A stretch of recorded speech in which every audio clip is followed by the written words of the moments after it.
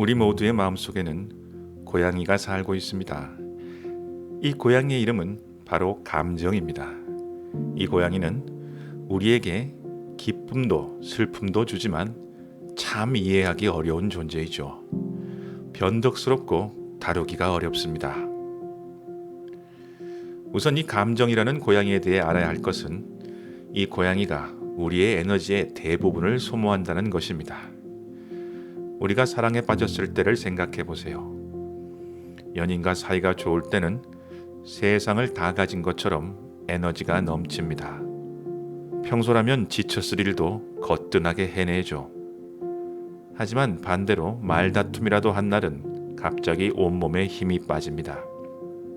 그러다 이별을 하게 되면 중병이라도 든 것처럼 알아눕고 살까지 빠지게 되죠. 이것이 모두 다 감정의 에너지 소모 때문입니다. 인간에게 감정은 대단히 중요합니다. 왜냐하면 감정은 우리의 존재를 과거와 미래로 연결해주는 유일한 수단이기 때문입니다. 우리가 하루에 겪는 일 중에 극히 일부만 장기 기억으로 저장되고 나머지는 잠을 자는 사이 사라집니다. 그렇다면 무엇을 기억하고 무엇을 잊을지를 정하는 기준이 무엇일까요? 바로 감정입니다. 우리는 우리에게 강렬한 감정을 남긴 것을 오래 기억합니다. 그것이 불쾌하든 유쾌하든 말입니다. 아니, 불쾌한 일일수록 더 강렬한 기억으로 남습니다. 물론 그런 일을 다시 겪지 않기 위해서이죠. 그렇기 때문에 감정은 우리에게 있어 과거의 기록입니다. 때때로 감정은 미래를 예측하는 초능력을 발휘합니다. 어떤 사람을 처음 만났을 때, 어떤 상황을 처음 겪을 때, 우리는 갑자기 어떤 기분을 느낄 때가 있습니다. 갑자기 등골이 서늘해지며 불쾌한 기분이 들어 비행기를 타지 않거나 여행을 가지 않고 사고에서 살아남은 사람들이 있습니다. 또 연인을 처음 보는 순간, 아, 나와 평생을 함께할 사람이구나 라는 것을 깨달았다는 사람들도 있죠. 이건 그야말로 초능력입니다. 여기까지 생각해보면 감정이란 우리에게 정말 소중한 것입니다. 문제는 그 힘이 너무 강력해 감정에 휘말려 들어가면 우리의 다른 기능들이 차단되어 버린다는 것입니다. 감정이 전달해주는 정보를 분석하고 해석할 지능이 꺼져버리는 경우도 많습니다. 이런 상태에서 우리는 물에 빠진 사람처럼 감정의 파도에 휩쓸립니다. 감정의 특성상 한 방향으로 발현된 감정은 더 큰 감정을 만들어냅니다. 분노는 더 큰 분노를, 슬픔은 더 큰 슬픔을, 기쁨은 더 큰 기쁨을 만들어냅니다.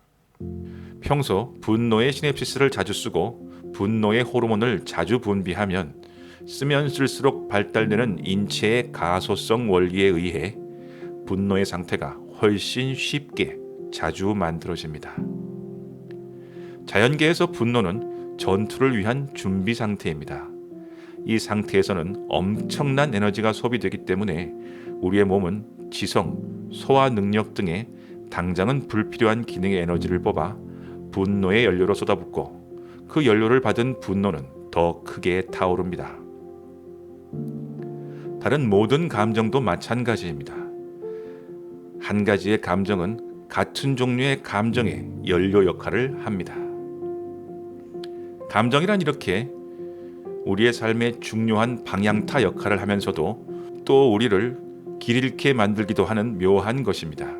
그럼 이제 이 감정이란 묘한 고양이를 다루는 법을 말씀드리겠습니다.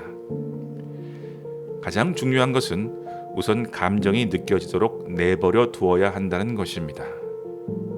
감정에 휘둘리는 것이 두려워 감정을 억제하고 어떤 상황에서도 감정을 느끼지 않으려 애쓴다면 우리는 직감적 시력을 잃은 내적 장님이 되어버립니다.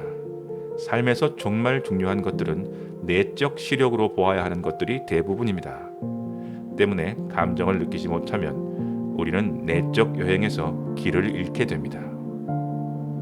일단 분노든 슬픔이든 기쁨이든 질투든 있는 그대로의 감정을 느끼세요. 그리고 무엇을 느끼든 스스로에게 이렇게 말해주세요. 이렇게 느껴도 괜찮아.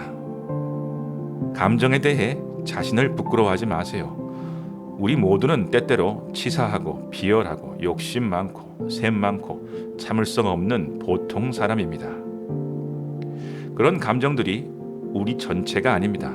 그저 우리를 구성하는 아주 작은 부분일 뿐이죠. 그렇게 느끼는 것은 결코 부끄러운 것이 아니라 자연스러운 것입니다.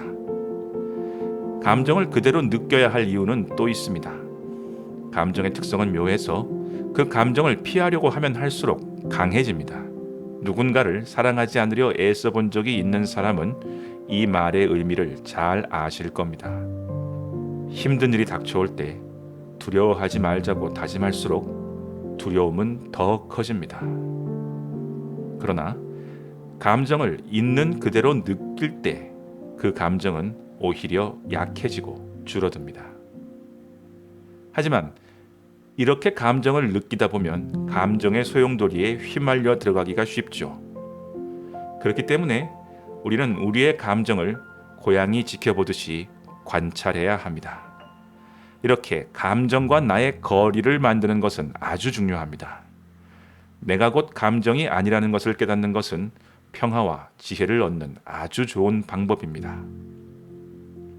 구름이 곧 하늘이 아니듯 감정은 우리 마음 하늘에 뜬 구름에 불과합니다. 때때로 먹구름이 폭우를 쏟아내기도 하지만 그 구름 위에는 언제나 맑고 밝은 참자아가 존재합니다. 부처님께서 수행을 하실 때 처음에는 온갖 번뇌를 모두 거부하며 수행하셨으나 실패하셨습니다. 두 번째는 그 욕망에 완전히 솔직해지려 했으나 이 또한 실패했습니다.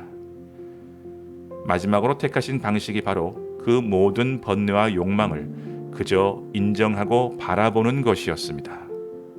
번뇌와 욕망이 곧 자신이 아니라는 것, 나는 그저 이 모든 것을 지켜보는 존재라는 사실을 깨달은 것이었죠. 부처님께서는 번뇌는 바라보면 사라진다 하셨습니다.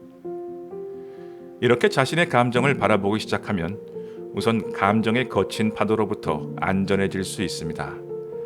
자신의 감정을 거친 바다라고 상상하고 자신은 바닷속이 아니라 해안에 있다고 생각해 보세요.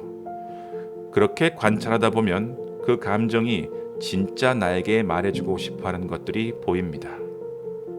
분노라고 생각했던 것이 사실은 외로움인 경우도 있고 기쁨의 정체가 사실은 질투인 경우도 있습니다. 자신의 감정에 대해 이해한다는 것은 곧 자기 자신을 안다는 것과 같습니다. 소크라테스는 일찍이 이를 내 자신을 알라 라고 표현했죠. 아테네 델포이 신전에 새겨진 이 유명한 인형구에는 원래 뒤에 말이 더 있습니다. 내 자신을 알라. 그러면 신과 우주를 알게 될 것이다. 우리를 안다는 것은 우리의 감정을 아는 것입니다. 그러므로 우리의 감정이 바로 신과 우주를 이해하는 열쇠인 것입니다. 여기까지 지금 당신에게 필요한 한마디 제니였습니다. 감사합니다.